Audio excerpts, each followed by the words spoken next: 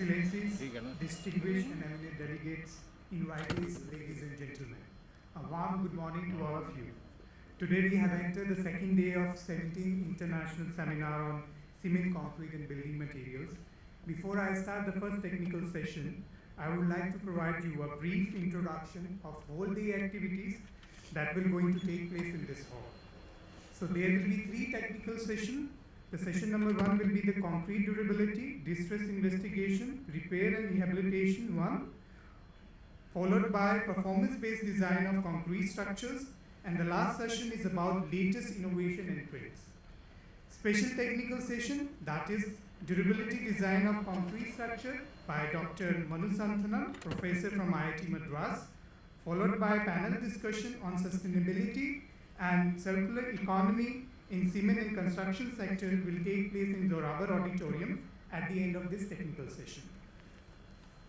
Now going ahead, I invite Chairman of this session, Dr. V. Ramachandra, Head Technical Services, UltraTech Cement Limited, Co-Chairman of this session, Professor S. Suriya Prakash from IIT Hyderabad, and NCB representative, Shri Vijay Singh, to kindly occupy the distinguished chair.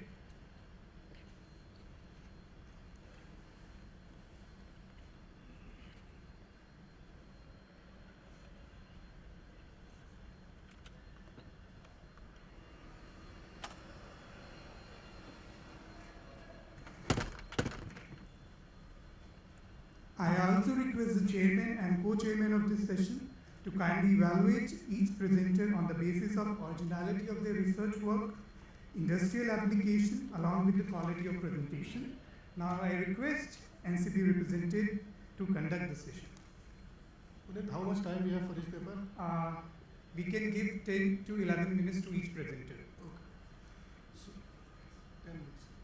So good morning everyone. First of all, I welcome all of you on behalf of NCB, and all the presenters will get 10 minutes each. And now I request chairman and co-chairman to conduct the session. Sir. Thank you very much. We'll straight away start the session. Professor, you want to say a few things? You can. Yes. We'll start the session. Yeah, good morning to everyone. I think thank you all for joining us. We have about 8 papers in this session. As suggested by the anchor, we will give about 11 minutes for each paper. Then finally we will summarize the deliberations, and then we can also at the end of the presentations maybe we can entertain 1 or 2 questions. Yeah. Thank you. So with that, we can invite the first paper. The first paper is by Mr. Punit Kaura, P.N. Oja and Hardeep Jain from National Council for Cement and Building Materials India. So the title of the paper is Mechanical and Durability Performance of Portland Limestone Cement PLC made with intergrinding having high fineness limestone in concrete. So I invite the presenter to come and deliver the talk.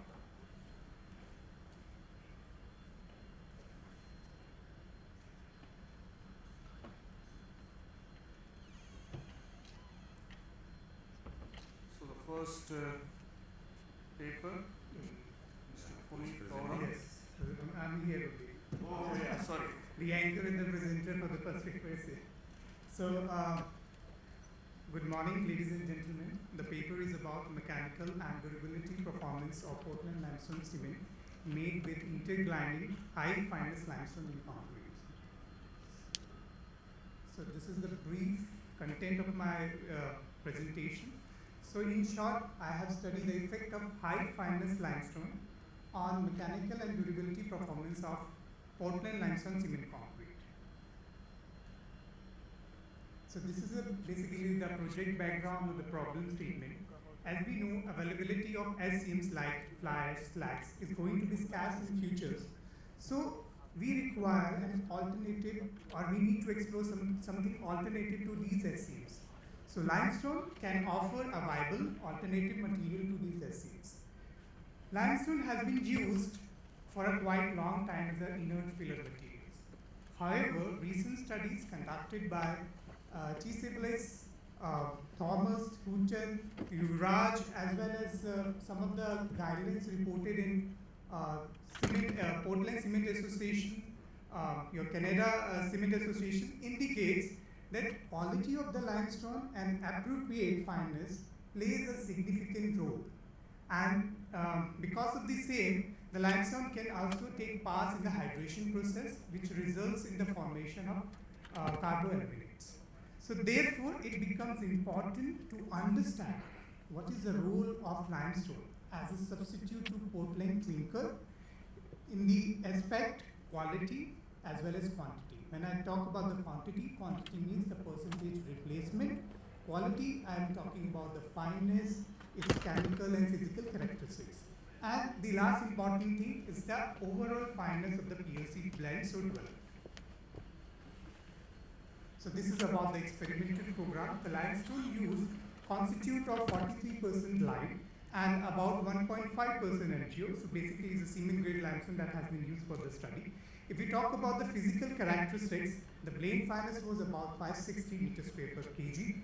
And for the preparation of PLC blends, we have taken two replacement levels. First one is a 10% replacement level and the other one is a 15% replacement level.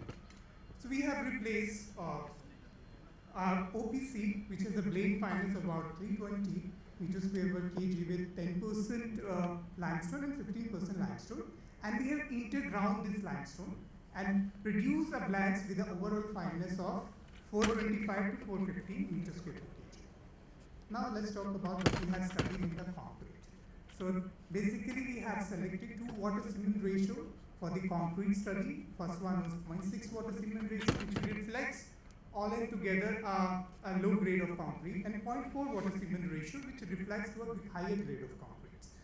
So performance of the concrete mixes made with PLC blends has been studied, or you can investigate it in terms of mechanical parameters as well as durability parameters. When I talk about the mechanical parameters, so we have evaluated basic engineering properties like compressive strength and flexure strength at various ages. Whereas durability aspects of the concrete produced with these PLC blends has been undergoes various tests, which is most related with the type of aggressive environment. For example, we have conducted RCPT test as per the ASTM CU1202. We have conducted non-migration dry diffusion test as per NCB 492, electrical resistivity test using 4-point Maynard probe techniques, and carbonation test to study the effect of ingress of CO2 in these PLC blades. And sulfate resistance study has also been conducted as per ASTM CU1012. So these are basically the experimental program that has been chalked out during the whole research process.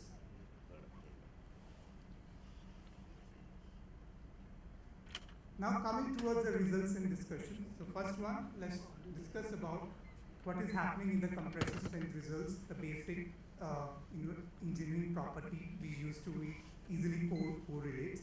So as you can see, a high early strength, that is 1 day, 3 day, and 7 day strength has been observed in case of concrete produced with the PLC blades. And this is primarily due to the high degree of hydrations or due to the establishment of nucleation site for the hydration of CHS. And the second important thing, since we have used fine limestone, so it is also acting as a filler material over here, which has given the high early strength in our PLC blades. Whereas when we talk about the later age strength, that is the strength at the after 28 days, it is more or less comparable, but slightly marginally lower in comparison to my conventional concrete. Now, when I talk about the flexure strength follows the same trend as the compressor strength. So there is a slight reduction in the flexure strength value in case of the concrete produced with the PLC blades. Now coming towards the durability tests. So as I say, RCPT is very common test to evaluate any concrete making material against the chloride ingress. So from the chart, we can understand the chloride and penetrability class is almost the same, whether we have used PLC blades or whether we are talking about the conventional concrete. although we can observe a slight reduction with the addition of limestone in case of RCPT values. So let me come upon another test, chloride migration test. This is a better and way of assessing the resistance of concrete against a chloride ingress. So NT Build 492 that has been used worldwide, and from the results it clearly indicates there has been significant reduction in the diffusion coefficient value in case of blends made with the PLC. So again, these results were found in synonym with the results reported by the triplets, which again support that there has been changes in the microstructure of the concrete made with the PLC blends due to the pore refinements. So basically what is happening, limestone is creating pore refinement in the PLC blends. Now the resistivity value, electrical resistivity values have also been conducted, and the results indicate a comparable to what has happened with the control mix. The results are almost similar, and we should understand resistivity of concrete is primarily dependent upon the pore solution composition. So we should not concentrate if there is a slight reduction or, because when we are adding limestone as a substitute to Portland clinker, obviously the pore solution chemistry will going to change, and which has shown some little bit reduction in the resistivity values.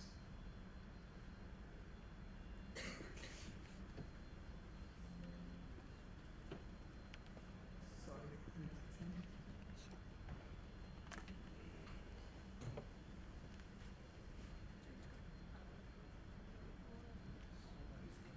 Yeah. Let me continue. The next one is the carbonations. As you can see, the carbonation results are different altogether. Pictures have been come out. As you can see, in case of a higher water cement ratio, we have observed as the percentage of limestone has been increased in our blends, there has been increase in the carbonation levels. Whereas at the lower water cement ratio, that is 0.4, there has been a decrease in the carbonation levels. We need to understand that the carbonation is not a chemical phenomenon, it's a physiochemical phenomenon. That means something physical reaction as well as chemical reaction has been occurring parallelly that has altered altogether the microstructure of the concretes. So thereby we can observe that PLC blends play may be good while designing concrete for a higher grade of concretes. Now sulfate resistance. So as I say, sulfate resistance test has been conducted as per AST 1012, which is basically the mortar bar test, and the results again supplementing that the concrete produced with the PLC blends has shown the better resistance. This is why it is happening, because addition of limestone not only dilutes the aluminate content in your cement, but it also results in the formation of your carboaluminates. The formation of these two products has automatically reduces the permeability, and which has created a better system for the sulfate. Now coming towards the conclusion, I'll talk about the mechanical aspects. In terms of mechanical aspects, I could say the blends made with the blends, PLC blends, has performance at par with the control mixes. In terms of durability, that is RCPT, chloride migration test, or your electrical resistivity, we can see the PLC blends have shown better performance or similar resistance against the chloride ingress. And when we talk about the carbonations, so carbonations, here we talk about water cement ratio, that is a more prominent factor rather than the percentage additions. And in terms of sulfate resistance, the PLC blends have shown better performance, or you can say the better in comparison to control mixes also. So this is the overall conclusions in terms from that has been derived from the mechanical as well as durability tests, that minimum fineness requirement for the design of PLC blends should have 600 meters square per kg, whereas the overall fineness of the PLC blend should be 425. If we achieve this, we can make a concrete with a 15% limestone, which has a performance in terms of mechanical as well as durability equivalent or far better than your control mixes. That's all. Thank you.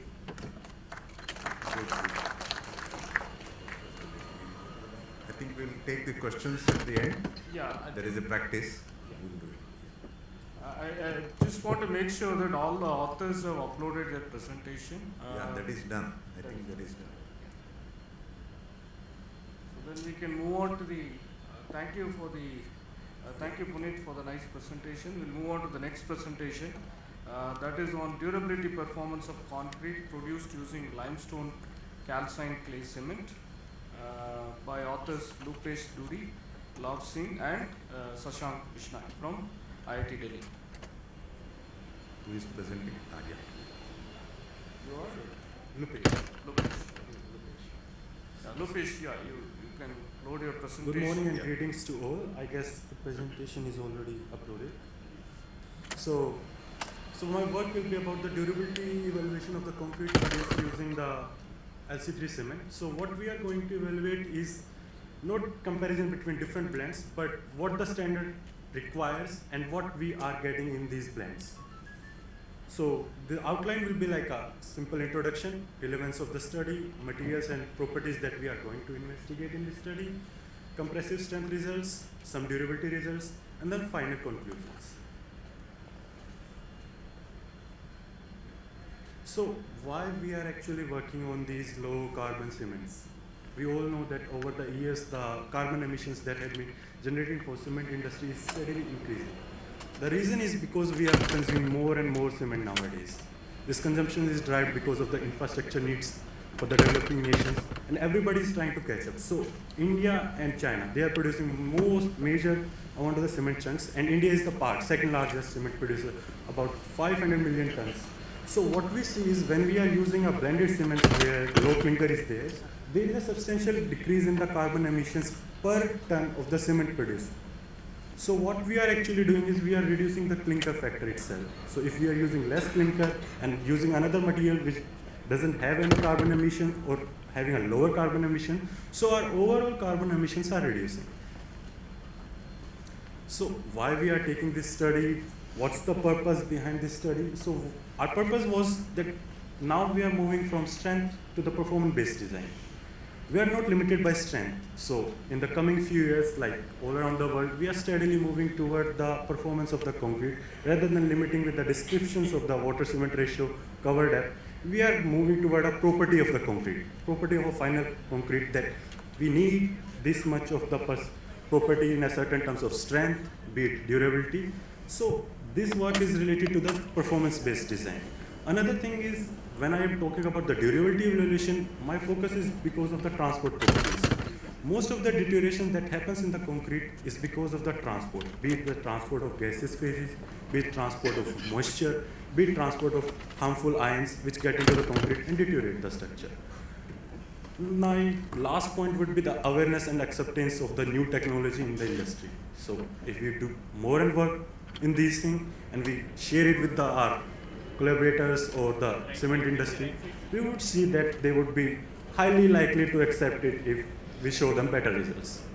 So my objective would be to compare the durability performance of limestone calcined clay cement with the durability guidelines given in the different codes.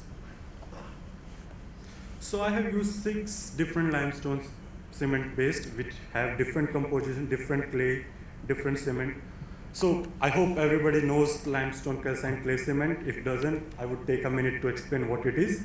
So what we have in limestone calcined clay is we distribute it in 3 components. First is of clinker, which we know. Second is of calcined clay. We take a raw clay of a calorific content of 40 to 60%. We calcine it and we get a calcined clay. And the third content is of limestone. So we have a ratio of 50% clinker, 30% calcined clay, 15% limestone, and the remaining 5% will be the gypsum. So the properties which I have assessed during my study are strength development, water transport, gas permeability, and ions transport. So coming to the point of the compressive strength development, we can see that about 70% of the strength is already attained at the age of 3 days in case of the limestone calcined clay. This is because in the early age itself, the calcined clay starts taking part in the hydration reaction. So what happens is we see a strength development because of the added constituent, which we don't see in case of fly ash. Fly ash generally starts reacting much later, but here calcined clay starts reacting much faster. So up to 3 days only we get a 70% of the strength. And this is just to show that this is at all water cement ratios, we get about 70% increase in the strength. So coming to the water transport generally is governed by the capillary suction in the pores of the concrete. So I have assessed it using the ASTM standard of 1585 of the capillary suctions and water absorption. In the right diagram, so my right would be, consider it your right, not mine. So what we can see is for the different limestone compositions I have used, I am getting a value of initial sorptivity in a range of 10 to 20 into 10 raised to the power minus 4 mm per second, and the secondary sorptivity is much lower than the initial and it's below 6.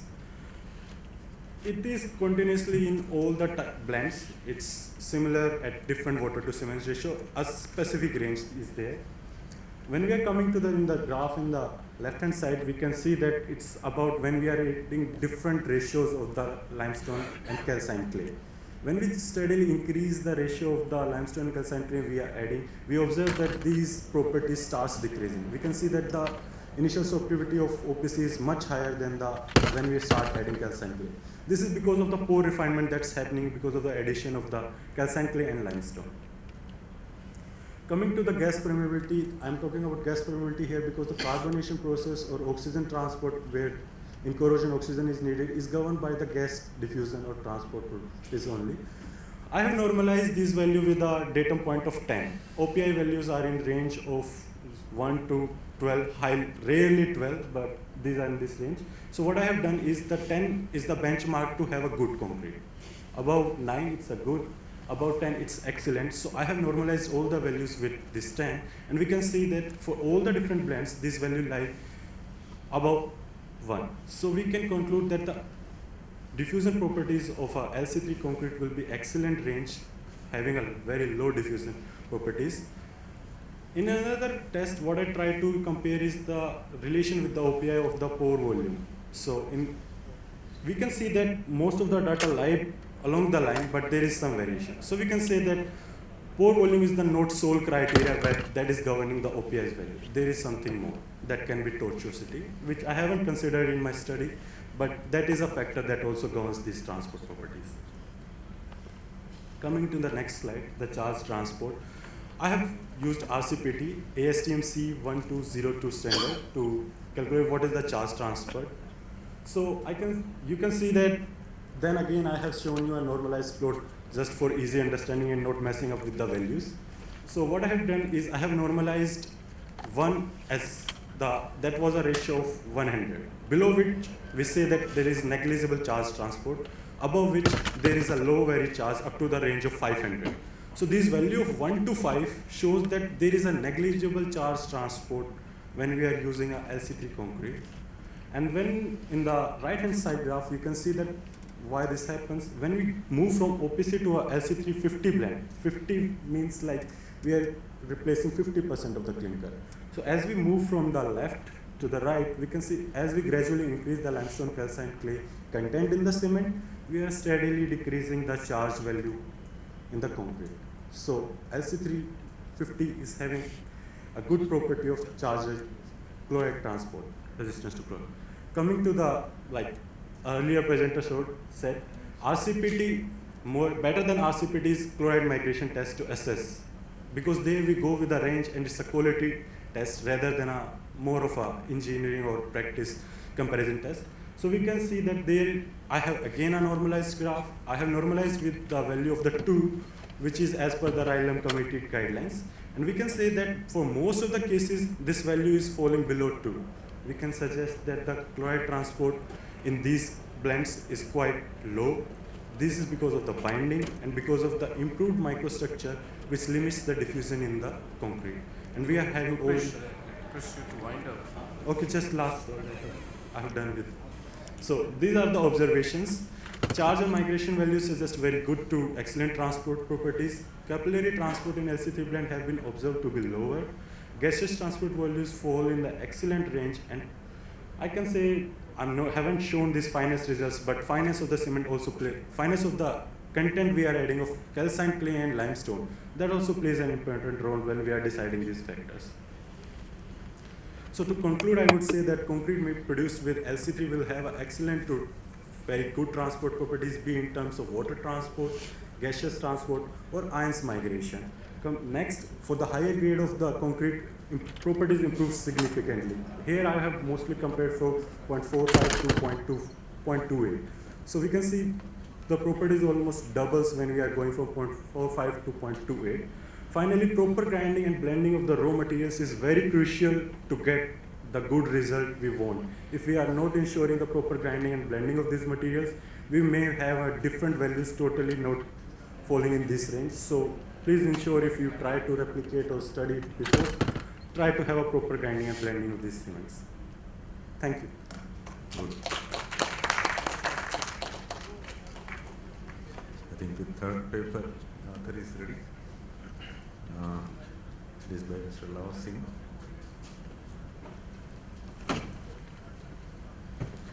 May I suggest to the presenter to maybe skip the initial introductory kind of things? Yes, exactly. For example, I'm thankful to Lupesh because I'll directly go to my results because of the fact that maybe the experiment and then yes. the results. Yes, sir. Where people know about these cements, but then more yes, time on what you have done would be important. Sure, thank you. Good morning, ladies and gentlemen. I would like to start talking about the effect of waterproofing compounds on carbonation in low clinker cements, as my friend Lupesh just told about LC3, which is one of the low clinker cements. Other than that would be composite cements as well. So, a very small introduction. Cementitious based materials are inherently permeable, porous and hydrophilic in nature. The admission of external water has various deterioration process, causes cracks and corrosions in concrete, a detrimental effect on the service life. So one way of trying to change the properties of that concrete is a use of waterproofing chemicals in a way to restrict external water ingress, and by altering the transport properties, which my friend Lupesh just introduced to you. Talking about the materials, I've used 5 cements: OPC, PPC, PSC, CC and LC3, out of which the last 3 are the ternary blends or the blends with 50% or less the clinker factor. We are talking about 2 commercially available waterproofing chemicals here: IWA3, which is mixed during the casting of the concrete, and the surface impregnation, which is applied as a coating on the surface once the concrete is hardened. So they are the 2 waterproofing chemicals types which I've used. I've used the accelerated carbonation process at 3% CO2 at 65 RH and 120 days of carbonation process. The 2 experiments which I'm showing right now are the sorptivity test and the water boiling test as per the ASTM codes. Coming straight to the water, the chemicals which I've used. These are the 2 chemicals. The description is basically the first one is the hydrophobic pore blocking ingredient. The second is a silane-based compound. Coming to the hydrophobic impregnation, which is applied as a coating. The compounds are quite similar to what we use it in the IWA. So you can clearly see the sorry, if it is visible, the mixture of the silanes as a coating as well.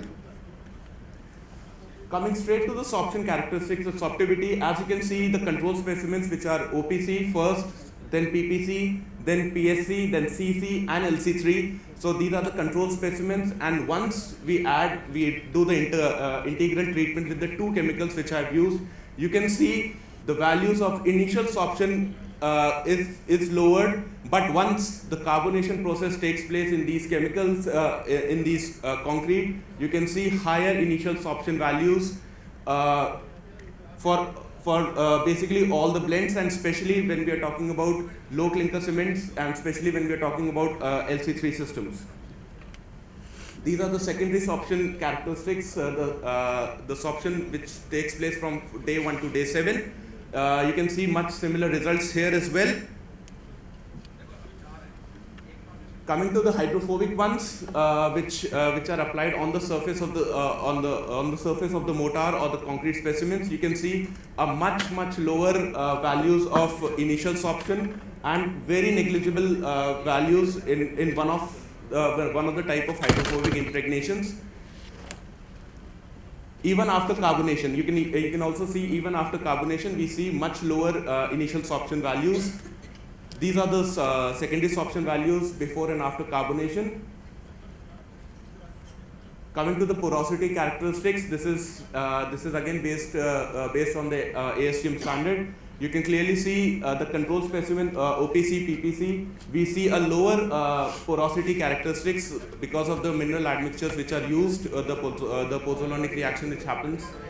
We see a lower porosity values, but once the carbonation takes place, we see a higher porosity, especially in low clinker cement, especially in CC, which is fly ash and slag based, and LC3, which is calcined clay and limestone based. So I'll conclude with different SEMs. We see decreased absorption rates. This trend changes when the blends of mortars are subjected to the carbonation process. Sorption characteristics are affected by the hydrophobic treatments. The potential of use of chemical technology, surface modifiers, the hydrophobic impregnations can significantly extend the life of the structural elements by reducing the ingress of the external water.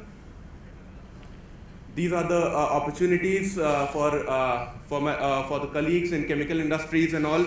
We can have much more effective range of chemicals, especially for new types of cements like LC3 and other composite cements. Efficiency of chemical with respect to time, compatibility, maintenance, cost comparison, and obviously the ecological sustainability of those chemicals. These are those few references, and thank you. I would also like to thank SDC and FutureSim Technology Cemente for making the FutureSim technology available for us. Thank you. Thank you. I'm sorry I was a little fast, and if you have any questions, I'll be happy to answer. Yes. Maybe this is an important subject, and because you have also saved on time, probably we will have more questions. Yes. So that was the main in this time. Yeah. Thank you. Thank you. You will be here, right? At the end, we will Yes, take sir. questions. Yeah. Thank you. I think we will go to the next question. Yeah. Invite all the authors. Yeah. That is the practice. We will go to the fourth one. We will have the questions at the end of the session. Yeah. We have another 5 more papers to go, so please reserve your questions. Another 45 more minutes. Yeah. Now, fourth paper on calcium sulfoaluminate cement. Who is presenting? Yeah. Piyush. Good morning, everyone. Let me just check. Okay. Thanks for attending. So I will just introduce a new cement, calcium sulfoaluminate cement, and how it performs, let's say, in acidic environment. So you see these images from India and outside India. When acid attacks concrete, that's what happens, right? We know the alkaline environment in concrete, and when it gets in touch with acidic environment, it gets attacked. So these are not pleasing pictures. So we want to find an alternative binder which can perform better than Portland cement. Next.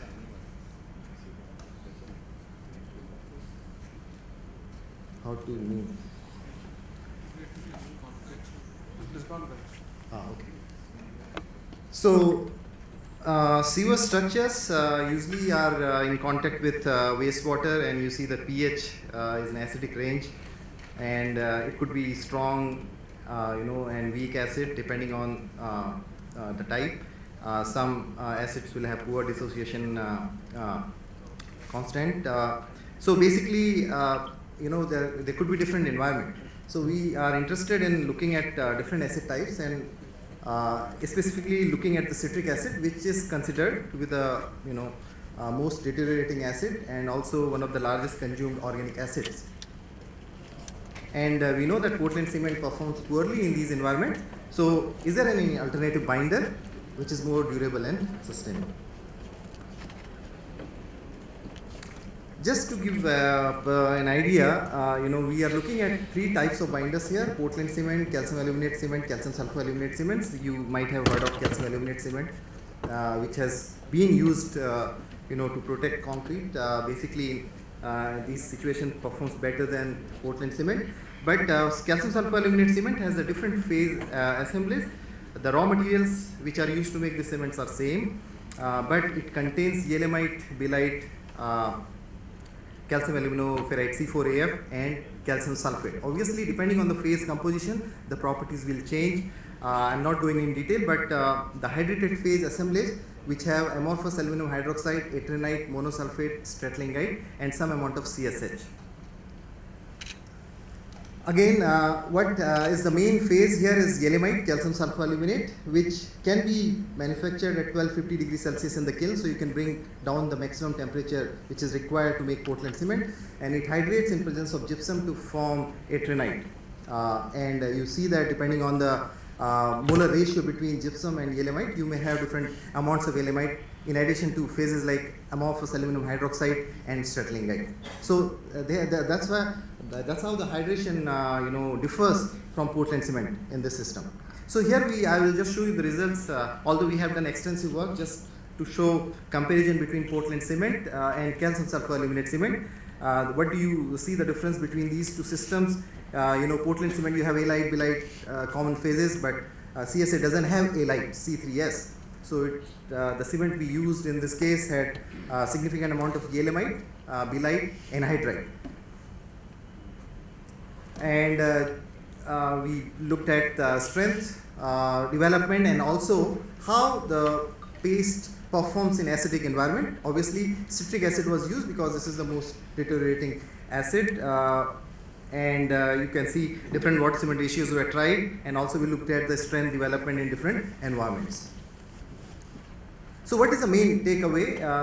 High belite, high yeelimite CSA cements will gain strength rapidly. So you have very high early age strength development in these systems, whereas in Portland cement you see that the progression, right? You see significant increase in the strength between 7 and 28 days. Here I am just showing you results from 7 and 28 days, although we have some data from early age. Point is, you can get very high early age strength using CSA cement, and this was done at both 0.4 and 0.5 water cement ratio. And what happens when you put these binders in citric acid? PC, which is Portland cement, was damaged in just within 2 weeks. So comparison between CSA and species here, heavy fragmentation in the form of white voluminous precipitate. So yeah, so clearly you can see here in CSA survived for 3 weeks. Okay, PC got disintegrated in just 2 weeks. So it performs better, and we are looking at the citric acid, which is the most deteriorating acid anyway. So what is happening? Let's look into more. So this is the mineralogy of 28-day cured paste. We know that Portland cement, hydrated Portland cement will have calcium hydroxide, CSH, and CSA will have eternite and other phases. But when it gets attacked, yeah. So in PC, what is happening? Portland cement, we have this formation of tricalcium dicitrate hexahydrate.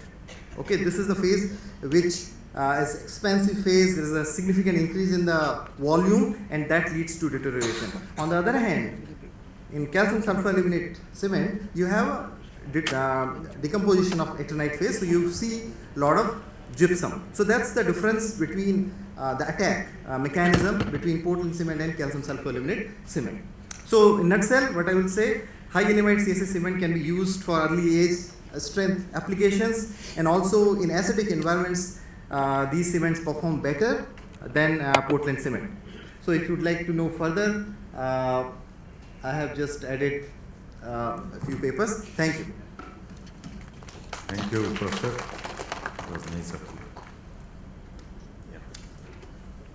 The next paper is on performance of concrete made with LC3. So Prakash Srivastava is there. What?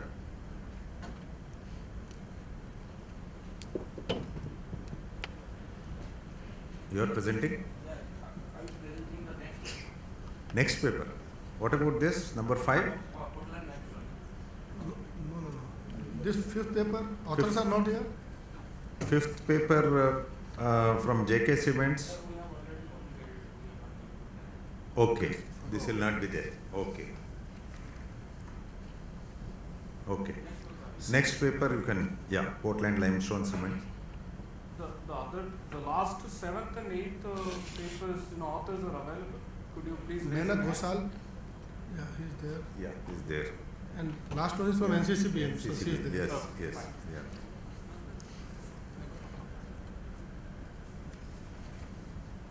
Next, Honorable Chairperson and respected delegates. First of all, I would like to thank NCB for giving me an opportunity to showcase our result on Portland limestone cement. Presently, Portland limestone cement growing in importance due to low carbon in nature and may be an alternative to ordinary Portland limestone cement. Today, I will show you some of the parameters affecting to the performance of Portland limestone cement. The main objective of our study to characterize the raw materials used in Portland limestone cement and to produce a limestone cement blend by integrating with varying quantity of limestone up to 25%, and to understand the fresh and hardened property of cement paste and mortar. Based on our research, we are trying to establish a recommendation for specification of Portland limestone cement. The clinker he used here is with a lime percentage around 64.65%, where the LSF is around 93.44%.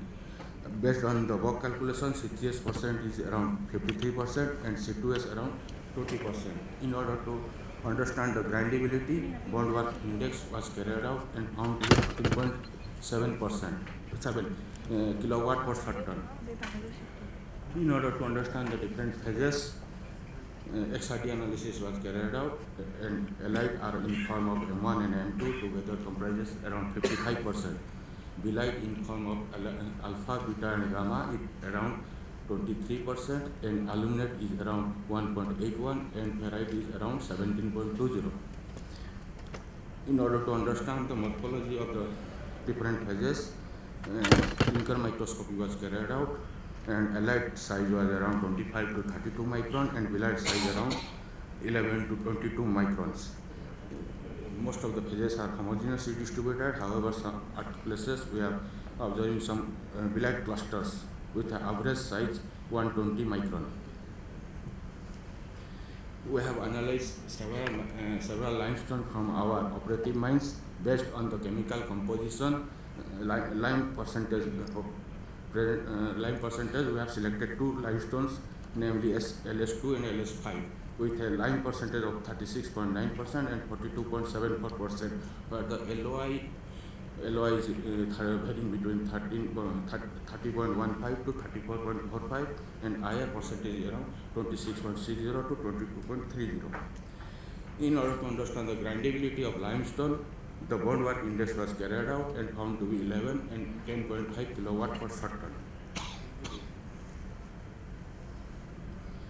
In order to understand the phases in limestone, quartz and XRD analysis was carried out and mainly comprises quartz and calcite as major form, and albite, elite, and kerallite, kaolinite are in minor.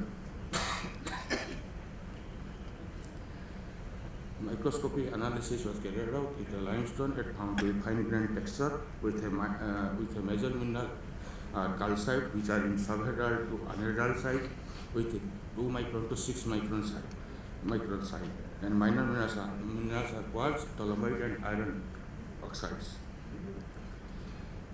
We are using a mineral gypsum with low purity with a SO3% of 19.76%. Yeah.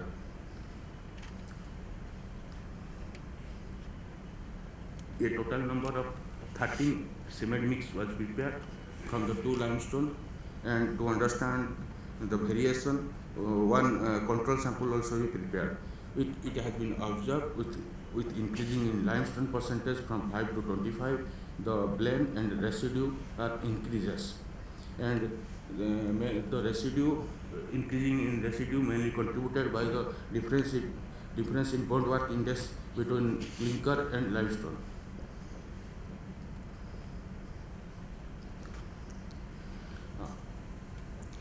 With increasing limestone percentage, the IR and LOI value increases and mainly due to the contributed by the LOI and IR in the higher IR and LOI value in limestone and gypsum.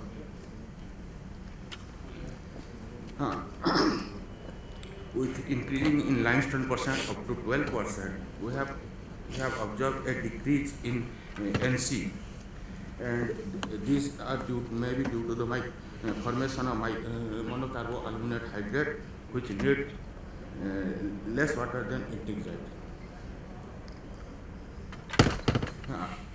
Setting time is we are observing the setting time is independent to SO3.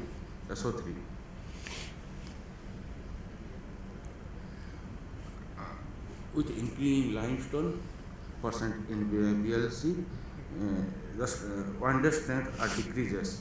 At PLC with 12% of limestone, a difference between 11 to 15% of decrease in strength observed with reference to the control sample. However, at 3 days, strength start recovering, and a difference between 6 to 10% observed in PLC with 12% of limestone, where in 25%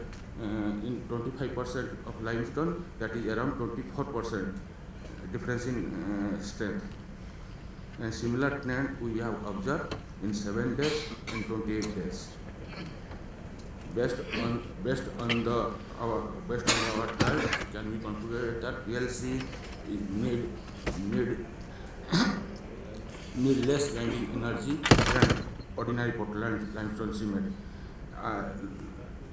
IR and LOI increases due to the contributed by the limestone and gypsum. A decrease in normal consistency observed due to the formation of monocarboaluminate hydrate, and that is setting time is independent to SO3. However, with increasing in limestone percentage and fineness of cement, setting time decreases, and we don't have observed any adverse effect of soundness in our PLC. Based on the laboratory trials result, it is recommended to use of limestone in Portland limestone up to 12%.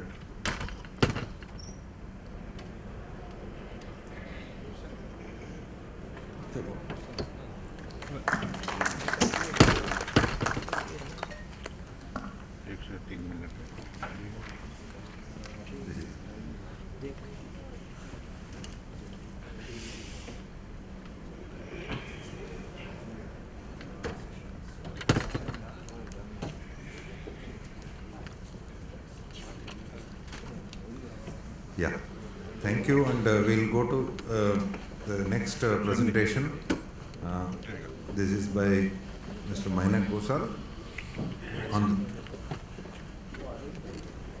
This is on the environmental remediation for durable cementitious systems using self-healing nano additives.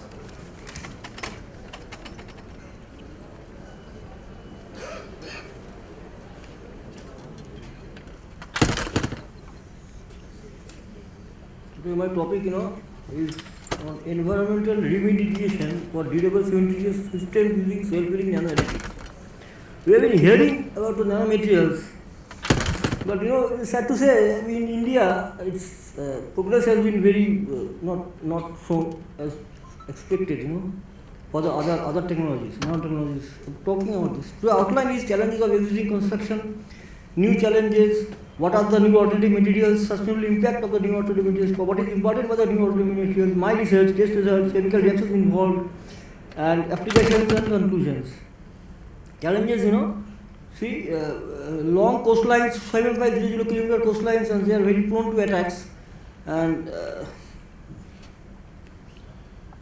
outdated specification on coast like IS 456 from 2000, it is not, amended or emphasis not given to blended cements, CMs, Yesterday we were discussing all those things. Lack of skilled workers. This if you add advanced materials, you need to worker to be skilled, but we still, our workers are not skilled. And also, what is this? Not coming. Yeah. Rampant water addition. We use water to make the concrete workable, and in that case, we decrease this thing like that. Over dependence, still, our that OPC dependence is still continuing. Our government tenders still over emphasizing this OPC. Huge carbon footprint of this OPC. One ton of OPC gives more or less huge CO2 1 ton. Corrosion, chloride attacks. These are the challenges. 5 to 6% of GDP loss due to corrosion. Sulfate attacks, falling of concrete. No? Not coming in. Now, apart from these existing challenges, there are new challenges also. What are they? Need for more understanding of the new codes. We are having new codes for the blended system, but understanding is very availability of quality water. Quality water, as per the NITI Aayog Water Composite Index Management, 4% we are having water resources in India, but 18% population, that is a very lopsided structure. And New Delhi, Bangalore, all those will be water stressed in the coming years as per this report. And this quality water is available to quality level. I was telling you a more unskilled level. Available to aggregates, limestone 30 to 40 years it will be available. And so cement availability is in question. And myth, what are the new alternative materials? We do not know. Where some cement companies have used nano titanium dioxide, but it was a flop. So what is nanotechnology about? We'll tell you. This is National Building Code of India.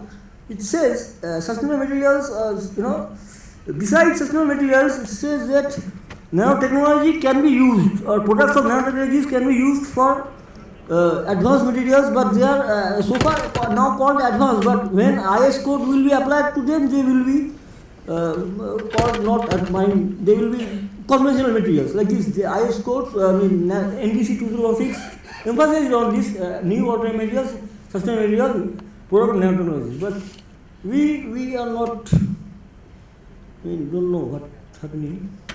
Now impact, sustainable impact of new alternative, social impact, long-term durability, my paper will go deeper. Economic impact, increased cost benefit, benefit cost ratio, decreased cost benefit ratio. If it is more durable, you get more benefit out of it. Environment, use of waste in nanotechnology products, and CO2 reduction is there. So in the Venn diagram middle, we get sustainability, and we get 17 sustainability goals are there, but here 3, 9, 11, 12, 13, 15, and 17 can be used. Can be used for these nanotechnology impacts. Now, properties imported by this more CSH, more nucleation, more CSH, more porphyrin denser matrix.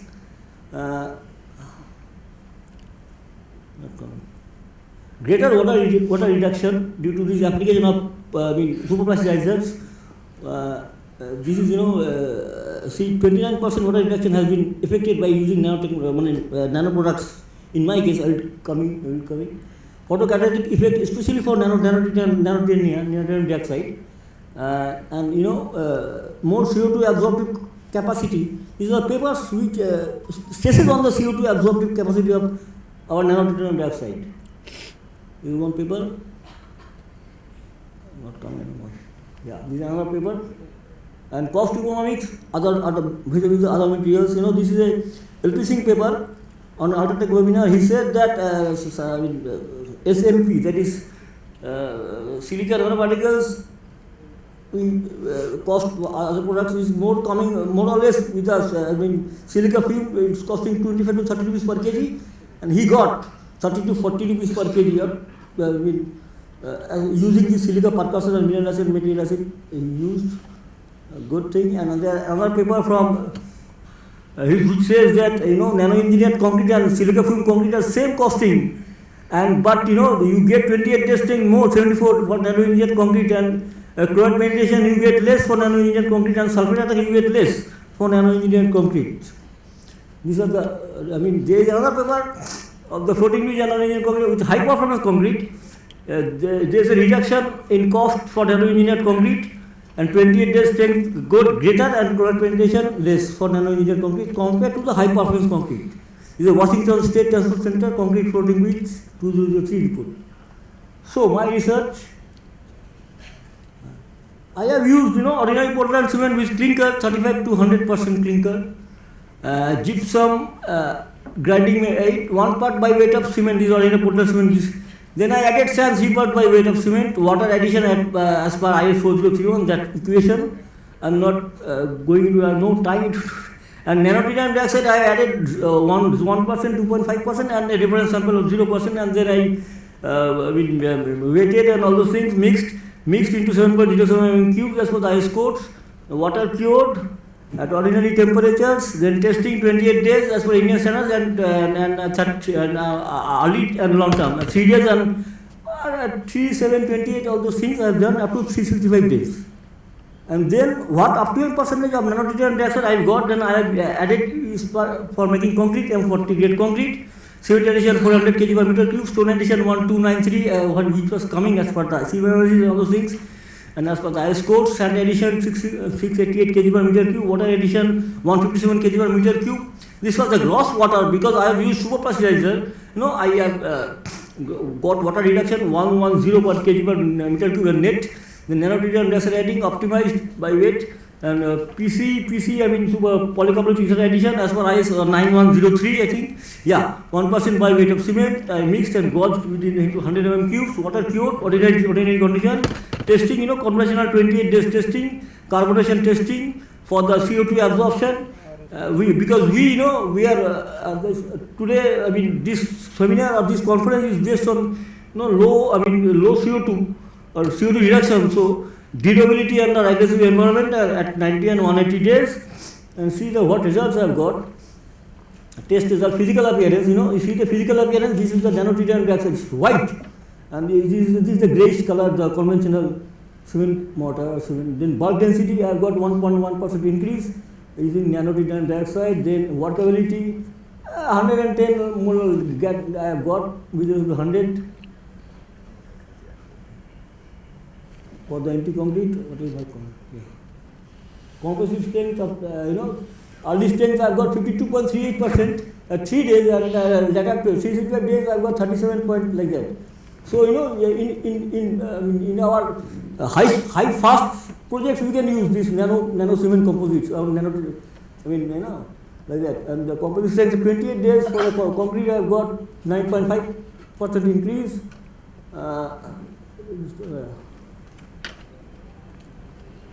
Durability, I have used this in MgSO or MgCl2 solution in diffuse sunlight, because I tried diffuse sunlight, not pure sunlight, for M40 concrete cubes, and these are all lab, the lab picture, and what I got in the durability, you will be astonished. At 90 days this one are coming, and at 180 days it is under MgCl2 it was 49.36% pink, but for that nano added or nano enabled M40 concrete, it was CO2 absorbed. It can absorb CO2 also. Then mineralogy and morphology microstudies I have studied. These are the graph study. And it is a crystalline product TO2, and it is containing that percentage TO2. It was containing. So it was helping in that crystalline CSH gel. It was helping in more crystalline products, hydrated products. So these are the our microstructure. This is the reference sample, and this is such uniformity in CSH addition. CSH production in the anti-nanotitanium concrete was observed. Now chemical reactions involved, OPC plus water, we get CSHGL plus calcium hydroxide, and calcium hydroxide is very prone to the external attacks. Now what happens in sulfate attack, this calcium hydroxide reacts with sulfate, and it produces a tingite which contains AgO2. And this ettingite is it forms crystalline and it tears apart the concrete, in the later edges. And also chlorine calcium hydroxide and chloride gives soluble calcium and NaOH. And this NaOH further reacts to form calcium chloride which contains water in it. So what happens, we add a nanotritium dioxide, this water part, nanotritium dioxide absorbs the ultraviolet light from the sunlight. And it releases electrons. Then electrons react with the oxygen atom and form superoxygen atoms. That is, and when it absorbs ultraviolet light, what happens? It reacts with the electrons. These holes are created, and from the hydrogen HO2 molecule, it oxidizes it to OH. This OH and superoxide ions they react. So high is the oxidation impact.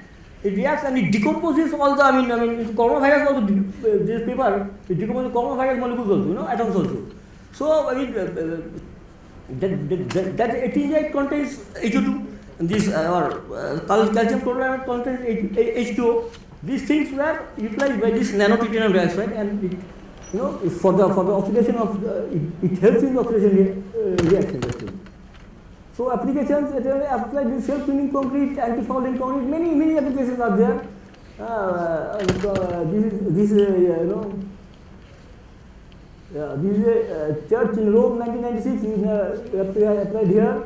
This is a France Arts Museum, 2001 applied in the France Arts Museum. Hotel in France, 2003 applied there. Then football stadium, Germany, 2004 applied here. Morocco 2005 applied applications. We have got some paper. General Hospital Mexico applied here 2013. Turkey refinery 2014 applied here. Yes.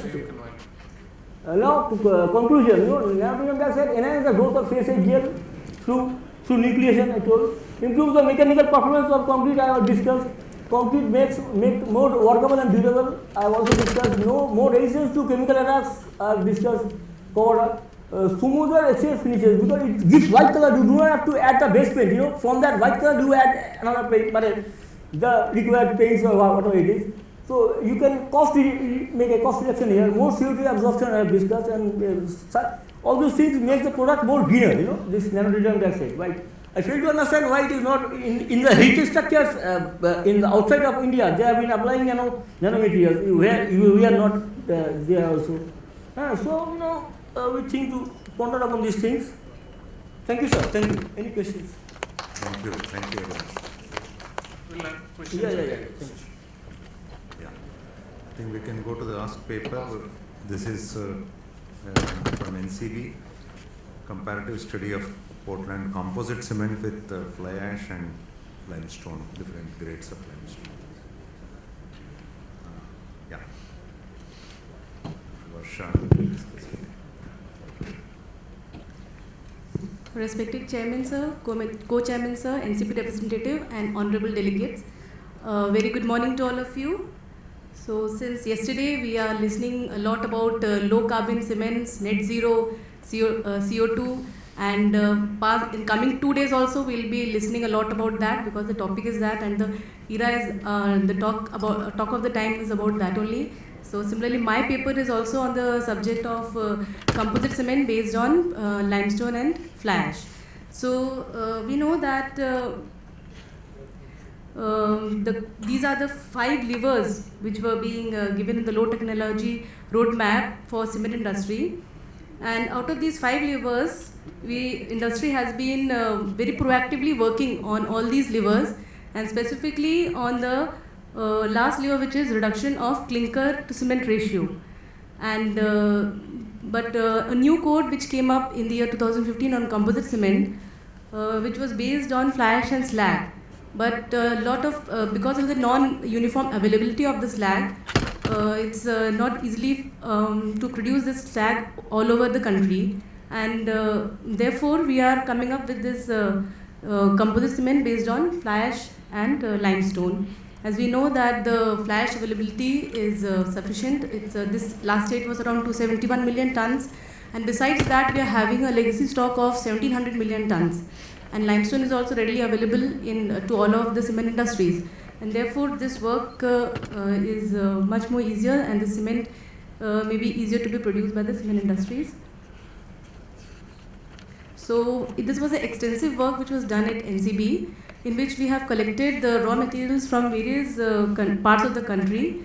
So from different zones we have collected the different raw materials of clinker, fly ash and limestone, and then we have prepared blends.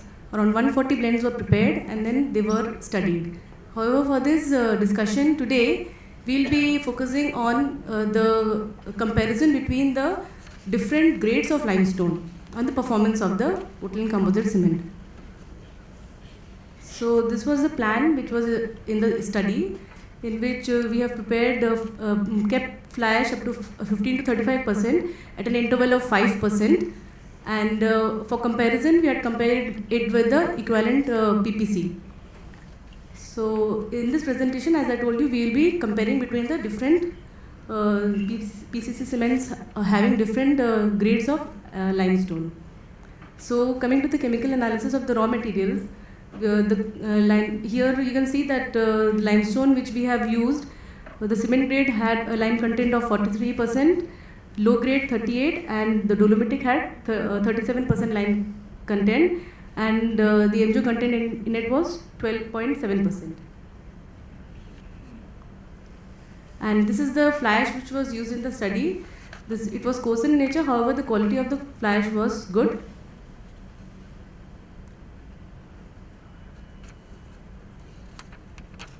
And the XRT pattern showed that, of the clinker samples, showed that the light content was around 56% and the blight was 20% in the clinker samples. And this is the design composition which was used in the study. So here we are using different grades of limestone, 5, 7 and 10%, and the fly ash is being varied from 15 to 35%.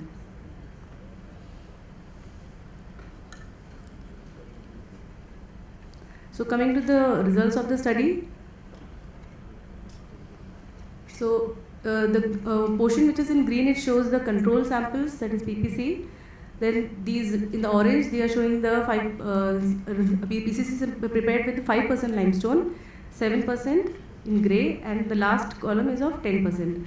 For the better understanding, it's plotted here. We can see this is a graph which is showing compressive strength of cement blends prepared from cement grade limestone. So here in this graph, this is the first graph is showing 25% replacement, total replacement. Second one is 30% replacement, and the last one 35% replacement. So here in this graph, we have shown the different strength at different ages. The blue bar is showing the PPC strength, the compressive strength of PPC with 25%. The red one is showing the strength of PCC with 20% fly ash and 5% of limestone. The green one having 20% of fly ash and 7% of limestone. And the last one, that is the violet one, is showing 15% of fly ash and 10% of limestone. So the total clinker replacement remains constant. However, different percentage, 5, 7 and 10% of limestone is being used. And similarly, the same is done with 30% and lastly with the 35%. So what we observe in the result is that if you see the later ages, we find that on comparison with the PPC, which is shown by in the blue bar, with 5 as well as the 10% of 5 and 7% of limestone shown in the red and the green bar, its strength is better than as compared to PPC. However, with the 10% of the limestone, we are getting almost comparable strength, little lesser to comparable strength. So with 30% also we see the same results at later ages, and with 35% also we are getting the similar result at the later ages. The same thing is being mentioned here. So this is again the results which are being done with the low grade limestone. So in the case of low grade limestone, again the graphs are plotted, and here you can see 25% replacement, 30 and 35% replacement. We were able to get almost similar results. However, in this case, we observed that at the later ages, even the 10% is giving us the good result in 25% replacement.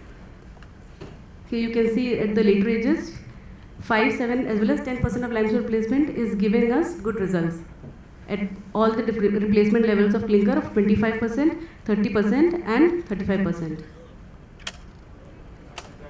So this is the compressive strength data of the cements prepared with the dolomitic limestone.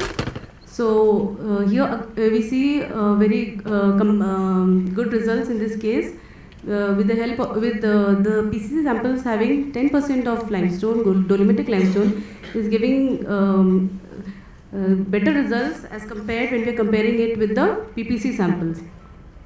So this is the result with the 25%, this is with 35% and with 30%, 35%. So at all replacement levels, we find that the usage of dolomitic limestone is beneficial. Here I have drawn a comparison between the different grades of limestone. So we can see here the cement grade limestone and this is dolomitic limestone, both having 25% of replacement, and here the low grade limestone. So we can easily compare here that with the help, with the use of the dolomitic limestone, how much better strength we are able to achieve. This is the same thing with the 30%. Again, I have made the comparison at 30%.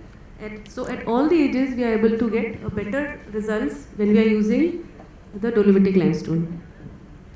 So to conclude the study, all the fly ash limestone composite cements prepared complied with the BI specification for the present composite cement standard, and the impact of limestone addition is more prominent in the later ages than the early ages, irrespective of the total clinker replacement which was being done and also of the grade of the limestone. And with the increase in the total clinker replacement to 25 or 30%, there is an increase in the rate of compressive strength of PCC compared to PPC. And the compressive strength was highest in PCC with dolomitic limestone compared with other grades of limestone at all the clinker replacement levels. Thank you. Thank you very much. I think we had a very good series of presentations. I am sure there will be quite a few questions. Fortunately, we have enough time also. Maybe we will be able to accommodate most of the questions. Now, the floor is open for questions. And I request the authors to be ready. Maybe they can come to the front. Those who ask questions can also mention to whom the question is intended. My question is to Piyush sir on CSA cement. Yeah, Dr. Piyush. Yes. Yes, he's there. Sir, could you come? Sir, you can come on stage. Yeah, you can.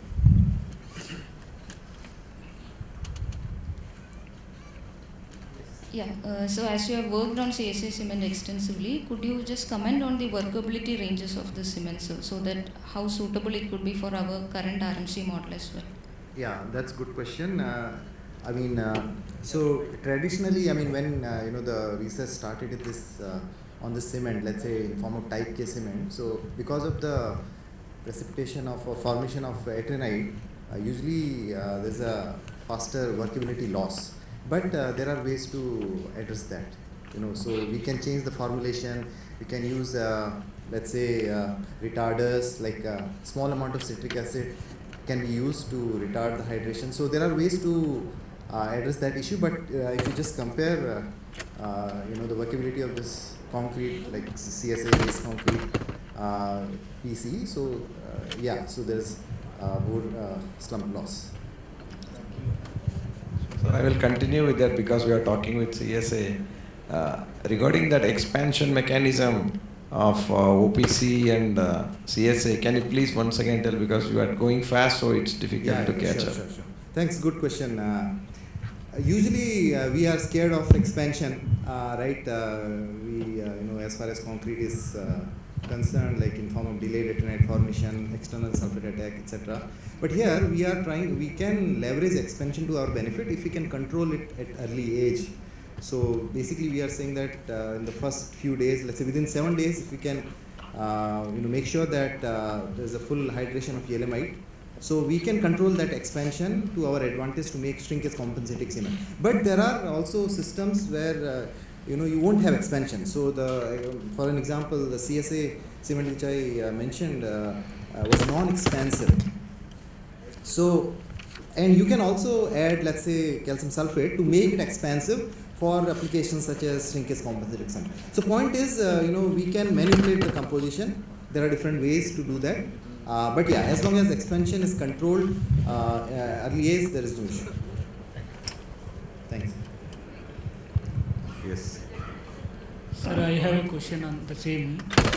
Can you explain the hydration mechanism, sir? Because as you mentioned, because of the formation of ettringite, the acid attack is going to be controlled. But in the OPC also there is some percentage of ettringite is going to form. And this ettringite, particularly this ettringite, after some time it converts into the monosulfo-aluminate.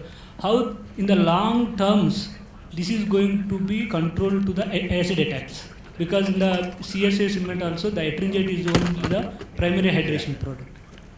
Good question again. So here we are looking at the stable form of ettringite. In a sense, like in Portland cement, what happens once gypsum gets consumed? What happens? The AFT or ettringite phase converts to monosulfate, and then that phase gets attacked, and there is a formation of ettringite. But here we are saying that ettringite is stable. It's not. We are not forming monosulfate. So that being one. So since ettringite is stable, there is no issue with the sulfate attack. Also, there are other phases like amorphous aluminum hydroxide, which is very good, which is very stable at low pH. So as far as acid attack is concerned, this performs better. There is no calcium hydroxide also in the system. There could be some because of the let's say hydration of belite, but we don't see that much. So because of the presence of aluminum hydroxide, performance is better, and ettringite is stable. It is not converting to monosulfate, so it's again better in sulfate attack. And there's been significant work done early in 1970s by Professor P.K. Mehta, late Professor P.K. Mehta, UC Berkeley, where they have shown that sulfate resistance is better. Yeah. I have one question to Puneet Kaur. Can we do one thing? Because Dr. Piyush is anyway here. Yeah. I think, sir, you had just given. Yeah. We'll complete questions related to CSA. Sure. Whatever sulfo-aluminate you discussed, probably it was the S type, the sulfobelaitic cement, right? Now, what I was thinking, whether you had done any blending component study along with this cement, like especially slag. Maybe slag could be better rather than fly ash. I mean, this is just. Yeah. This is what I feel. Whether you have done any studies and anything you can share with us. Here I have not looked into the blending with slag, but we can definitely look into that. Earlier, interground. What I mean blended means interground blended. Yeah. No, not mixing, but by grinding the cement along with fly ash. Yeah, we have not looked into that in this case. But here, low temperature, low CO2. Yeah. If it can be a blended cement and certain early strength properties and workability can be adjusted, maybe that would be a cement for tomorrow using less limestone also. Yeah. We have not looked into that, but yeah, worth looking. Thanks. Any other questions to Dr. Piyush? Okay. Thank you. Thank you. Yeah. Thank you. Yeah. Yeah, you can. So one question to Puneet. You have studied that Portland limestone cement durability with high fineness of limestone. What is required? Why it is so much of high fineness is required for the limestone? And if you have done that one, have you checked the lime leaching effect of that concrete? So thank you, sir, for your question. When I have studied the Cement Association report, Portland Cement Association report, as well as Canadian Association reports, and there are a lot of papers available in the public domain, it has been seen that when we grind or we have limestone in the range of fineness equivalent to the cement, then what happens? The effective water cement ratio increases. which automatically makes the concrete more permeable. So it's obvious we need to find the limestone to a fineness more than the Portland limestone clinker. So with regard to leaching study, we have not conducted any, presently we have not conducted any sort of leaching study, but this will be taken due consideration for the further study we wanted to progress on. Yeah, Professor Manu. Here, yeah.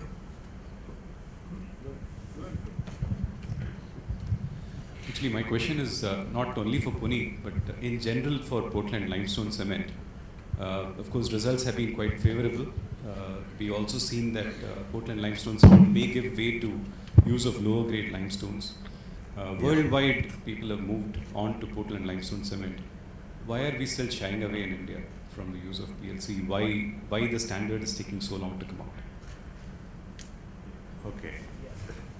Maybe you can answer this question better, but still, because this PLC code is on the way. I think draft is done and it is getting finalized very shortly. But then this use of low-grade limestone also, which is giving a fairly good, encouraging results. I think that also needs to be incorporated. Probably what happens in our code formulation structure is that initially whatever the set of results that are there, the first code would come. The best example is again composite cements. Composite cements included only fly ash and slag. But now with fly ash and limestone also is giving a good thing. Therefore, maybe in the coming days, a generalization would happen. Dr. Singh, would you like to add? You have already updated, sir. This that code is under discussion, and CED has already discussed on that. That has come to panel committee, expert committee also. So hopefully it will come later. Yeah. And Manu, I am hopeful the way BIS codes are getting revised these days. I am hopeful that it would not take a very long time. Sure. I mean, I was just going with the way that LC3 moved. I'm hoping that we'll move the same. Yes. I think maybe Dr. Khadilkar also. Yeah, I just had a... The only exception may be IS 456, but otherwise all cement-related codes are moving very fast. Yes, sir. We tend to keep on saying low grade and high grade and all that. I mean, for a limestone cement, what I thought, it is not only the grade in terms of CaCO3 or TC or whatever. It is actually the clay content. If the clay content is high, a same low grade in terms of other definitions. If the clay is high and clay is not there, you could get much better results with lower clays than with clay. Because in India, low grade is very awkwardly defined. So we need to have this standard probably having methylene blue test also for selection of low grade limestone. If we include low grade, it should be a combined silica rather than a clay mineral silica. Correct. And this is just my opinion. Very right. Instead of calling it as cement grade limestone and low grade nothing limestone. like cement grade. We call it because we were making cement from that earlier. That is a industry phrase. That's not the way we look at limestone today. If we are thinking of limestone, calcine, LC3 or even limestone cement, somewhere we have to go away from that definition and come into clay content. What is the clay content? That you find out in the mines, select that stone and then use it for limestone cement. That will give us a much better product for market. See, otherwise market will suffer. You will manufacture. That doesn't make sense to me. Okay? Buildings are ours. They should not get rehabilitated within 10 years. Yeah. Okay. Good suggestion, sir. So initially we were focusing on that calcium carbonate. No, but that's purana ho gaya. No, your suggestion is very well taken. In fact, we have discussed on this point. I am not involved with the committee now, so naturally I can use these forums to share what I think I understand. Thank you. Thank you, sir. That was a good observation. Any other questions? The first author, Mr. Puneet. Yes, sir. Any other question? Yeah. Yeah, Ms. Rampan. In that, when you are adding the limestone, how are you taking care of IR, where the IR loss increases LOI. And second thing is, did you do any post-field studies which impact the high blends? Because for PPC 225 and blended cement 300 is there. There are a lot of pros and cons with high blend. So any studies that you have done where we have any actual field data studies which shows that? Presently we don't have that post-field study data. And the IR? IR has been increased with the addition of the limestone. What is the the maximum measures? amount of IR, it was about 8%, while at the 15% addition level. Puneet, if other questions are all over, I just have an observation, not a question. You're working with this PLC cement with different water cement ratios is a very good results you have got. See, I feel as a fraternity, research, academics, industry, all of us together, I think we have failed to implement it in the field. The importance of water cement ratio. This is coming up for discussion several times, particularly in the context of composite cement. Whether composite cement is good or bad for carbonation. I mean, my reference here is to the carbonation induced corrosion. What we are seeing here from your results also is that 0.6 and 0.4. Yes. All other things remaining the same. 0.4 performs so better. And I recollect, Professor Manu, we have been discussing this. Water cement ratio plays a very important role, and that has not been taken into consideration in all our discussion on carbonation. That is one thing we should probably keep in mind. That's a good thing. Thank you. Any other questions? Yeah.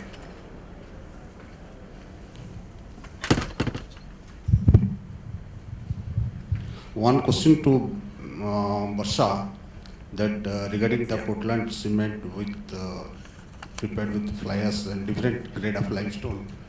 So they are using that.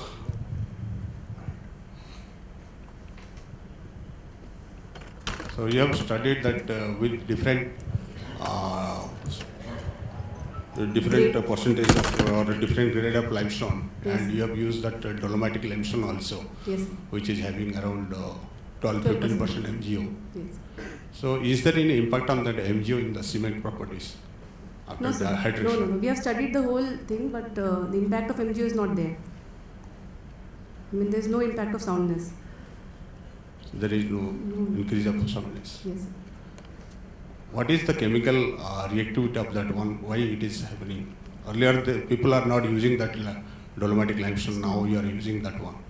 How that concept is coming to your mind? We are doing and a study on that, more research on that. But what is coming out of the study, I think I had showed the table, and the table the results were there of the soundness also. However, if you can put again, we can see that.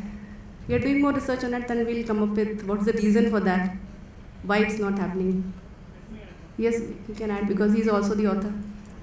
The dolomite, the MgO is in the magnesium carbonate, which is CO3. So it is not participating in the hydration of reaction, and it will not give a full set form. MgO is taken to form. That's why we didn't observe any soundness. Magnesium is in the magnesium MgCO3 form. That's why it is not participating in any hydration. Yeah, it is not. But there can be something with the sulfate expansion in the concrete at later stages that need to be established. Correct.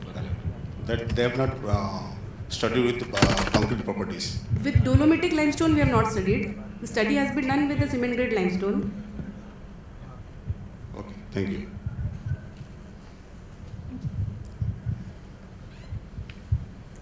Any other questions on PLC, LC3? Yeah, I have a question to Mr. Lupesh. Yeah.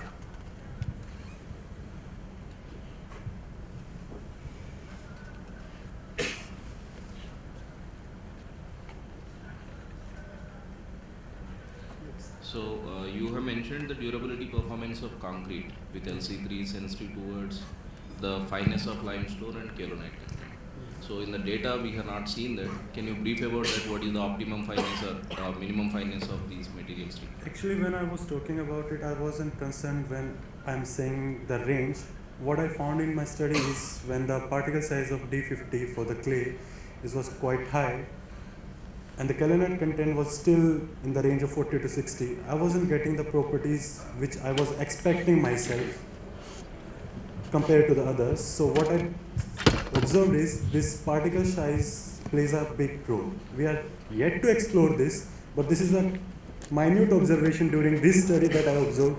So I thought to mention it clearly, so if others would take on this, they should know that their results may fall off just because of this one problem that we are not actually getting in this range. We haven't able to optimize it. We haven't even tried yet to optimize for this plant.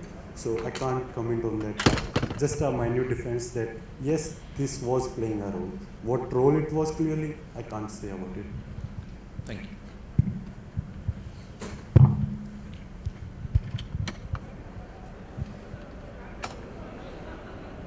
Thank you. No more questions? Yeah. Sir, I think I have a question, sir. Yeah, please. Last but one presentation. That is to Manekshaw. Sir. Yes. Sir, Yeah.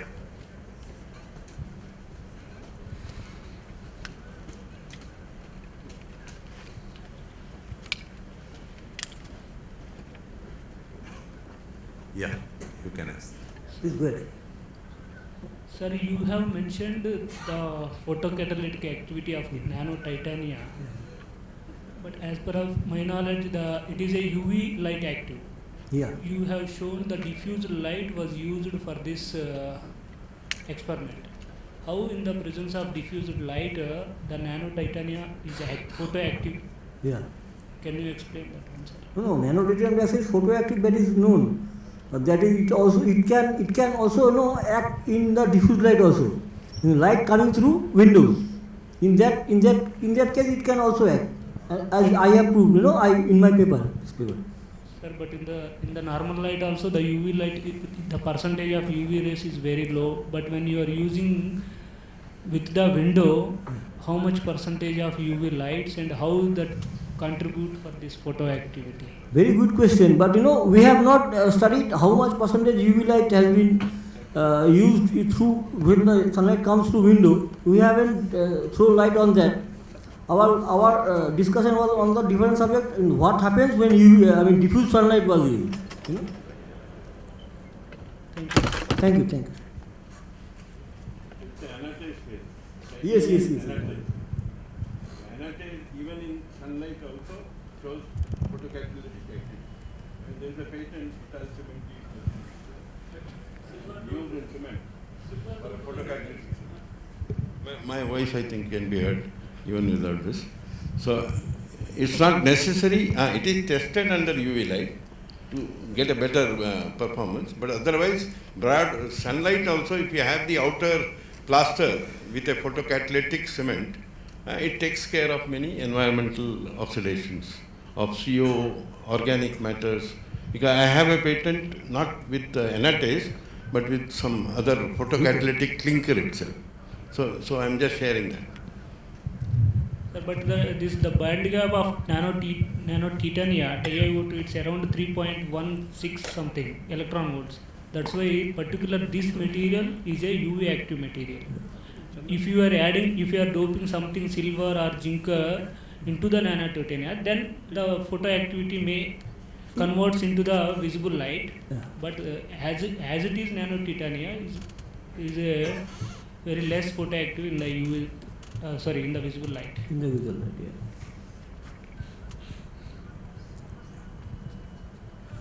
Okay. Thank you, sir. Thank you, sir. Thank you very much. It was a very great session. I request Professor Prakash for his views. Yeah.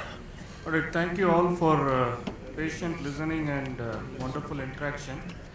Just a quick summary of the session so far. The session was on concrete durability, distress investigation, repair and rehabilitation. We were supposed to have 8 presentations. Unfortunately, one of the authors could not present. We had topics ranging from Portland limestone cement to limestone calcine clay cement, that is LC3, and also we had studies on effect of waterproofing compounds on carbonation with low clinker cement.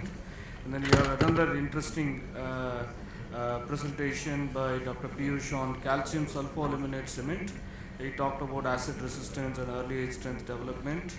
And then we also had a study on what are the parameters that affect the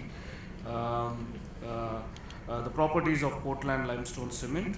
And then finally we had other 2 interesting presentations on environmental remediation using self-healing nano additives by Professor Mainak Ghoshal. And the last one talked about comparative study of Portland composite cement prepared with fly ash and different grades of limestone. I hope you all enjoyed the presentations. So this is a brief overview. I think we are right on time. If I missed any other remark, I would request the chairman to take it. Thank you, Professor. I would say this is a very nice session in terms of this is a blend of cement chemistry as well as concrete technology. Yesterday we have heard many presentations purely on cements, whereas today we saw its impact in concrete and its performance. Particularly this low clinker cements, whether it is PLC, Portland limestone cement, or LC3, or even composite cements. It has opened up a lot of opportunities for everybody, whether they are working with cement, concrete, or mixture, both for research as well as for the industries. A lot of opportunities have opened up. And in particular, I mentioned this third paper, which was on the effect of waterproofing compounds on this on all low clinker cements. That was another very good paper, and going ahead, I am sure the impact of super plasticizers or any other additives that we use in concrete, particularly on this low clinker cements, what would be its impact? Definitely, that would be a good area for further study. In particular, as I've already said, the impact of waterproofing compounds on carbonation and PCC, composite cement with fly ash and limestone, different grades of limestone, including the dolomitic limestone. CSA is not new, but it is yet to come to practice. Dr. Piyush has given a good overview of the whole thing. It's a good opportunity for research and industry. Overall, I would say there are a lot of takeaways from this session and the papers presented. I am also happy, Dr. Mahapatra would be happy that the session is closing on time. And my personal happiness is that, before coming to Delhi, I thought that I would meet one person whom I wanted to meet. But the pleasant thing that happened was that he is our co-chairman here. Maybe I can describe him as ultra high performance. Professor Suriya Prakash, he is working on ultra high performance concrete. So for the first time we are meeting on the dais. So that is a pleasant thing for me, and I thank him as well as thank NCB for giving this opportunity. I hand it over to you. Thank you, sir, for summarizing this session. I request NCB representative Sri Vijay Singh to felicitate the chairman of this session.